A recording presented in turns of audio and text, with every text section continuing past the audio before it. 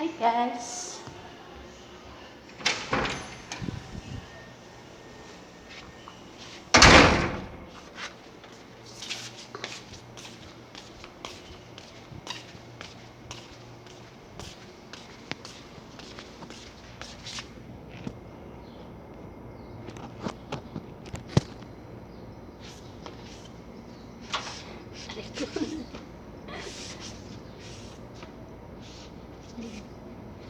Mali na. Hi guys! Welcome to my vlog! Welcome to my channel! Today guys ay maglilinis ako ng mga pintuan kasi 11 days na lang guys at tayo ay magbabakasyon muna ng 2 months and 11 days. So kung bago lang kayo sa aking channel, pindutin nyo lang po ang bell button upang mag-update kayo sa aking mga ina-upload na video. Please support and subscribe my channel guys. Thank you. Today guys, ito ang aking panglinis. Ayan, pwede naman siya sa mga pintuan. Maraming beses ko na siyang na-try, maganda rin naman. Pwede siya sa motor, sa mga upuan, o pwede naman sa mga damit, sa gulong, ayan, sa mga lutuan, ayan, dusty. Ayan guys. So ayun guys, akit-akit ako dito guys. Nakikita niyo ba ako? Ayan. Ating linisin to guys kasi tawag niyan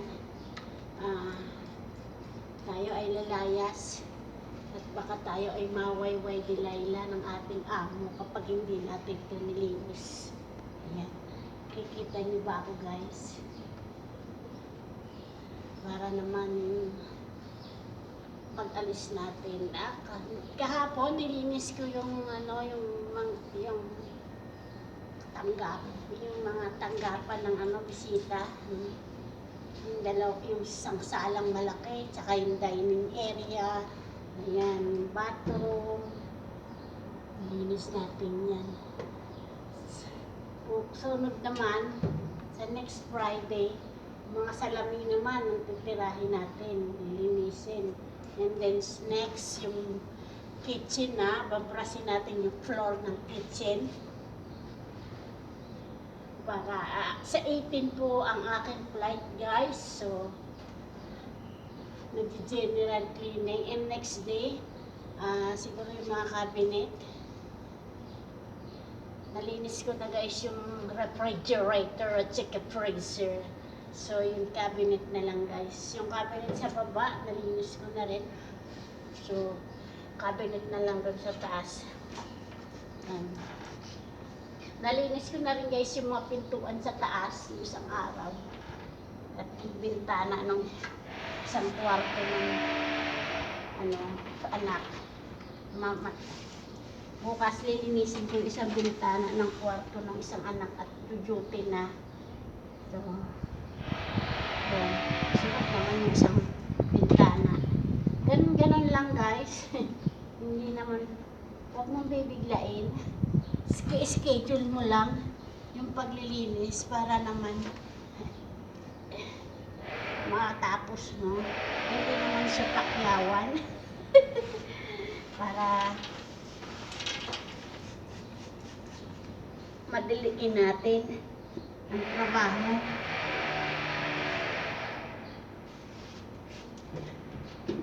Ganun lang guys ang diskarte.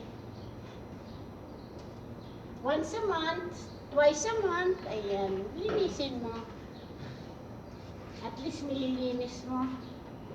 Minsan, pag nawawayway dilayla lang ako, saka ko lang lilinisin. Yung wayway dilayla guys,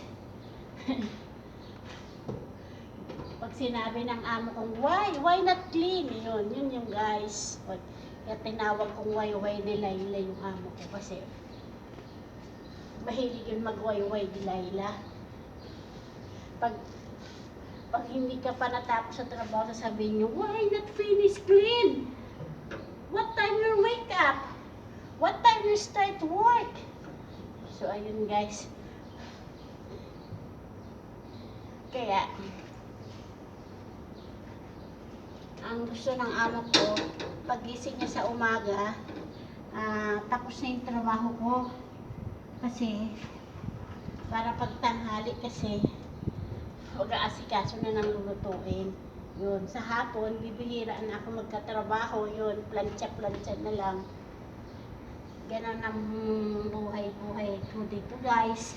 Sa loob ng magsi 7 years. Nung una kong salta dito guys, sobrang hirap kasi hindi mo pagamay yung trabaho at saka hindi mo pa siya nadidiskartihan. Nung nalinis mo na lahat at nung bumalik ako, dati yung araw-araw ako naglilinis ko sa taas din. Every other day lang guys. Ganun talaga pag luma na. Marunong dumiskarte, di ba guys? Huwag mo pagurin yung sarili mo. So ayan, lilipat tayo dito guys sa kabila.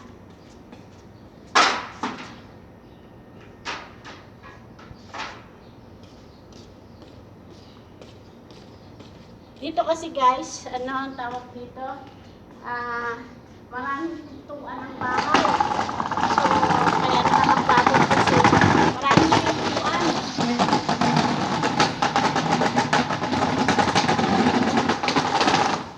Nata ko itong nasira na yung upuan dahil sa mainit. Nabibilad sa init. Kaya nasira na. Ayan, dito naman tayo sa pinaka main door. Ating lilinisin.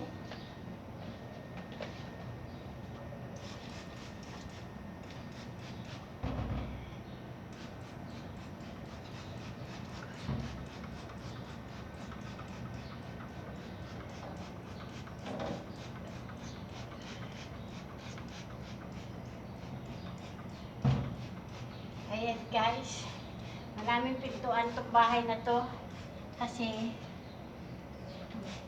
minsan pag may bisita, nakabukod kasi guys yung lalaki babae.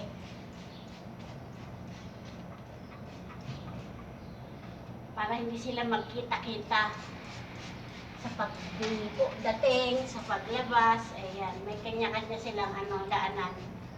Ganun ang dito. Kasi guys, dito pag may kasayahan, party, ganyan, pag naiimbitahan yung mga kamag-anak, sila lang naman guys, nagkakamag-anak lang naman pag party-party.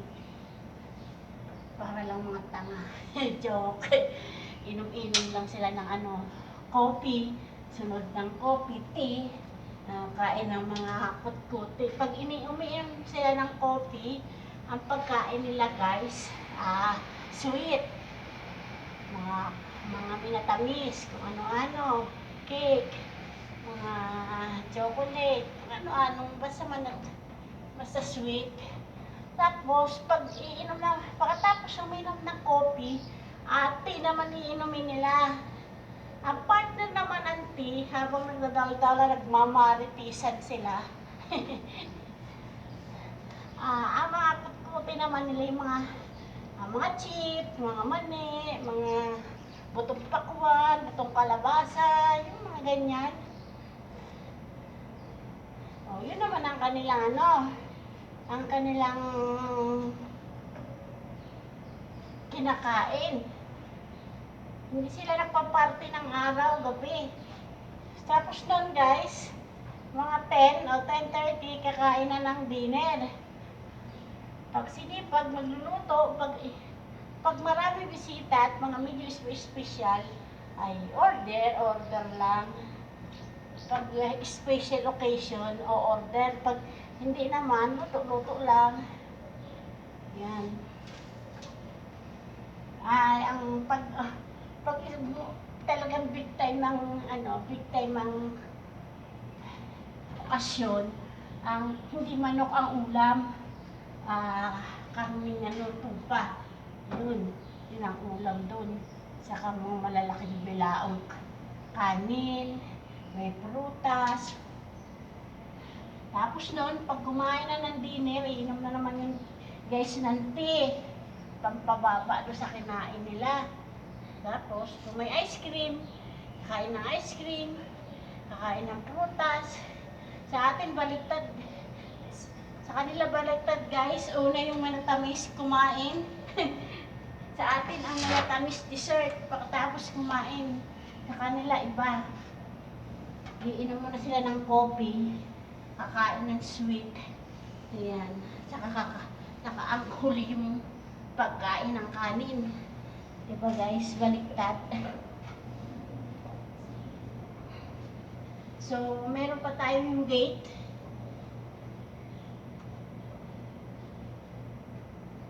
Ilinisin natin. Ganun dito guys.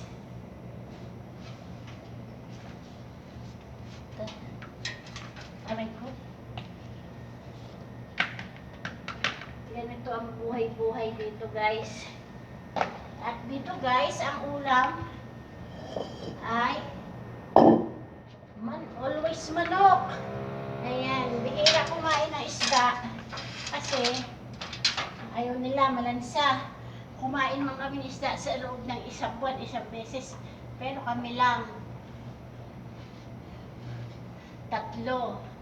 Kasi yung mga anak hindi naman kumakain. So kami lang, ako, mag-asawa. Kung hindi manok ang ulam, karning tupa, may gulay naman guys. Kaya lang kumakain lang ng gulay nga. Mag-asawa lang ako. Minsan lang. Yun, ganito ang pagkain dito guys.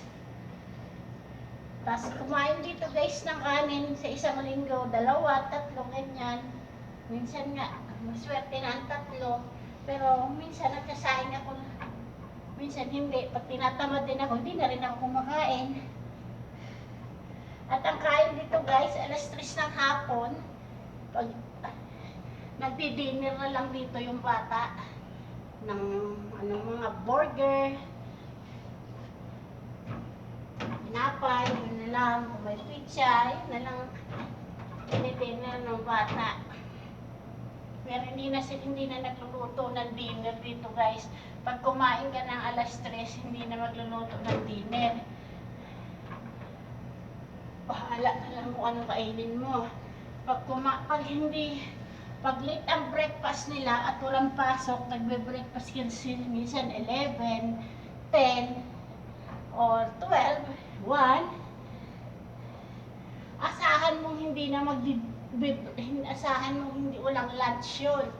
Dinner naman ang lulutuin nun pag gano'n ang time ng kain nila. So, paiba-iba ng time ng kain.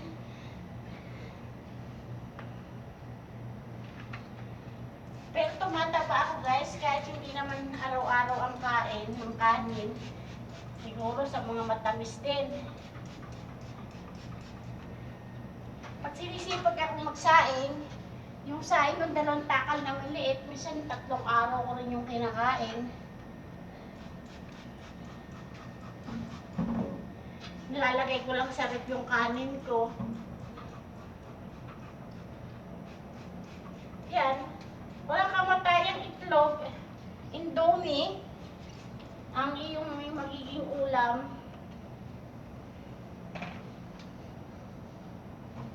At siyempre, hindi naman ako nangingialam ng pagkain nila dyan. Minsan lang, pag gusto ko lang, kumukupit ako, charot.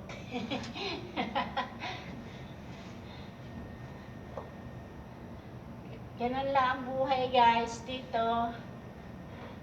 Okay lang walang pagkain, basta may wifi. Kasi pag may wifi, lumilipas yung gutom.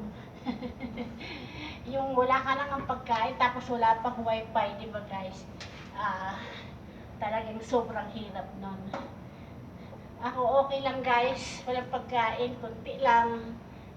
Basta may internet ako. Masaya na ako doon.